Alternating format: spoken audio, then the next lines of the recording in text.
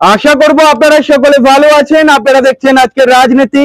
আপনাদের কাছে একটাই অনুরোধ থাকবে, যারা প্রথমবার চ্যানেলটি দেখছেন লাইক করবেন, সাবস্ক্রাইব করবেন, আমাদের সাথে থাকবেন।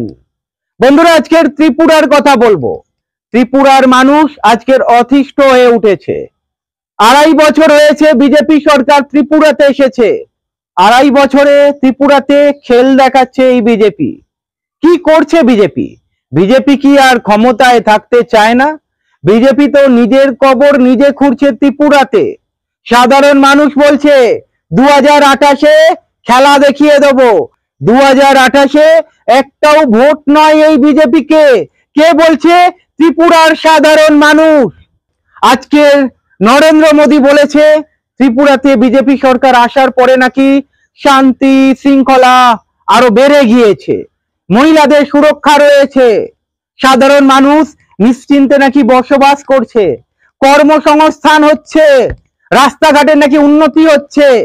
যখন পশ্চিমবঙ্গ, আসামে, উত্তরপ্রদেশে দেখি নারীদের নিয়ে আন্দোলন করছে, নারী সুরক্ষা চাই, সেখানে ত্রিপুরাতে সত্যিই কি নারীরা সুরক্ষিত রয়েছে? त्रिपुरा में भी कई दशकों से वामपंथी शासन के बाद लोगों ने भाजपा को पहली बार अवसर दिया, और जब से भाजपा को सेवा करने का अवसर मिला,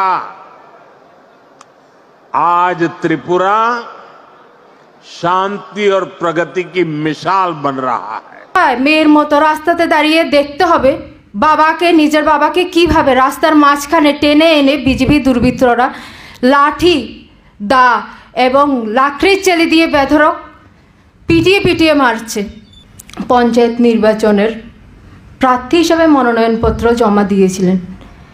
এই জন্য বিজেপি সরকার আমার বাবার প্রাণটাই কেড়ে নিল। গণতন্ত্র বিলুপ্ত, এটা বলার কোনো অবকাশ রাখি না। কারণ এই পুলিশ, এই রাজ্যে যদি সংবাদ মাধ্যম আক্রান্ত হয়, এই রাজ্যে যদি মিডিয়ার সুরক্ষিত থাকে, তারা কাদের কাছে বার্তা দেবে?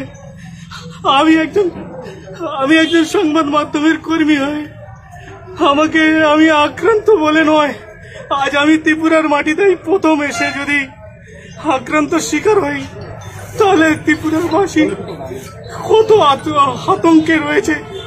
ত্রিপুরাবাসী। और जब से भाजपा को सेवा करने का अवसर मिला,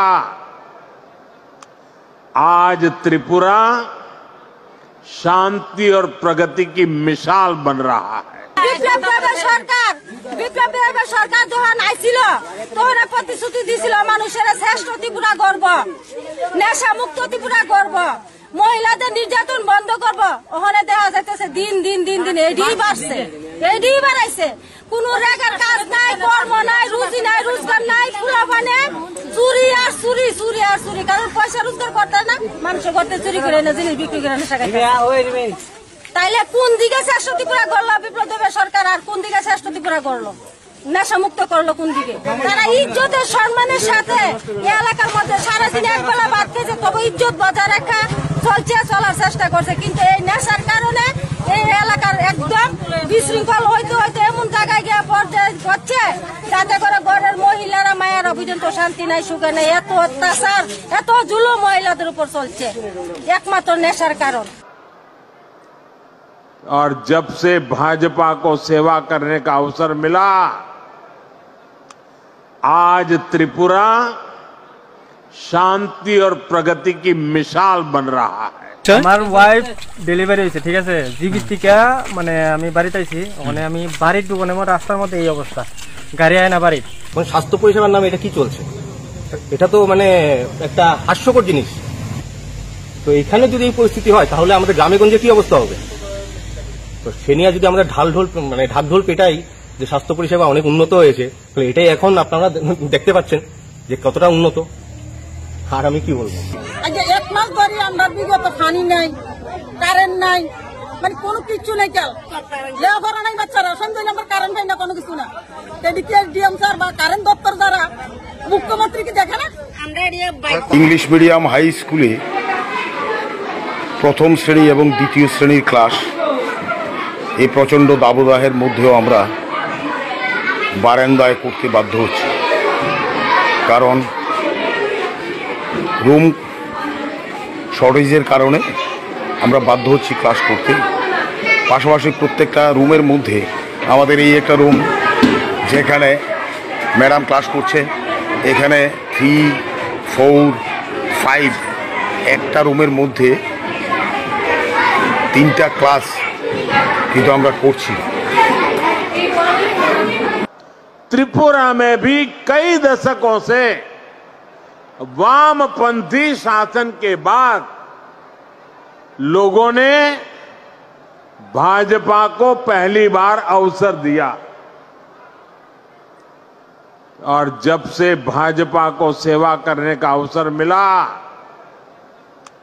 आज त्रिपुरा शांति और प्रगति की मिसाल बन रहा है। স্টারে পাল্টাইছেন, ঠিক আছে, জনগণে ভোট দিছে, পাস করাইছে, গদিত বয়াইছে, আচ্ছা ভালো করছে, জনগণে ভালো কাজ করছে।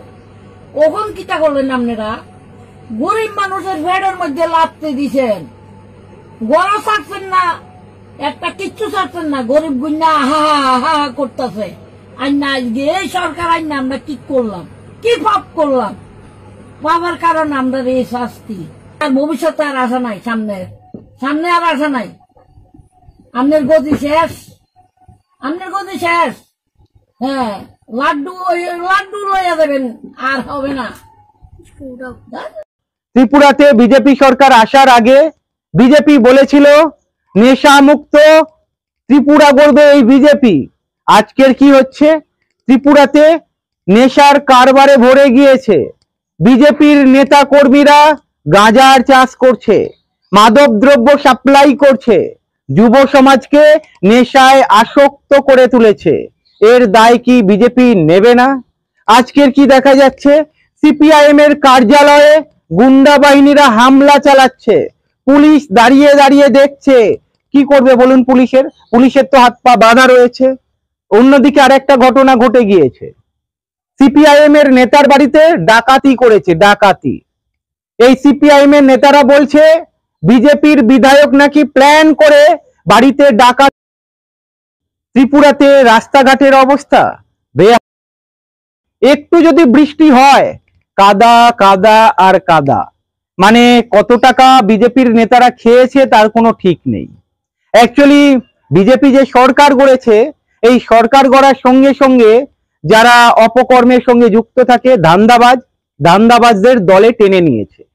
যেমন পশ্চিমবঙ্গের ক্ষেত্রেও যেমন আপনারা জানেন দিলীপ ঘোষ কি বলেছে, বিজেপিতে যারা রয়েছে এই মুহূর্তে তারা দুর্নীতি পরায়ণ। ত্রিপুরাতেও দুর্নীতি পরায়ণ লিডারদের ঢুকিয়ে আজকের বিজেপিকে শেষ করে দিচ্ছে। সাধারণ মানুষ বলছে এই বিজেপিকে চাই না, এই ডবল ইঞ্জিন চাই না। এই ডবল ইঞ্জিন মা বোনেদের ইজ্জত নিয়ে খেলা করে, এই ডবল ইঞ্জিন ত্রিপুরাকে লুট করছে, এই ডবল ইঞ্জিন মিথ্যা প্রতিশ্রুতি দিয়েছে। বিচার করবেন আপনারা। আজকের আমি যা খবরগুলো বলছি এমনি এমনি বলছি না, তথ্য সমেত বলছি। এবারে বিচার করার দায়িত্ব আপনাদের। ভালো থাকবেন।